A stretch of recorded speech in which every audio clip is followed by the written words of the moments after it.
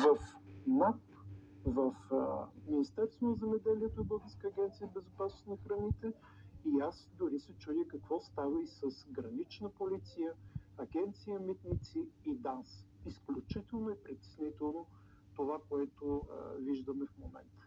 Аз предполагам, те ще кажат, има съдебни решения, те върнаха, ние сме длъжни да изпълняваме съдебните решения. Това би било, те вече се опитват да го направят, това е новата опорка за оправдание. Аз бих искал да подчертая, че това е поредното съдебно решение, в което Върховният административен съд очевидно върви против интересите на държавата. Значи ние, когато управлявахме и след това и служебното правителство отстояваше същата политика, ние казахме, тези дейности са изключително доходоносни.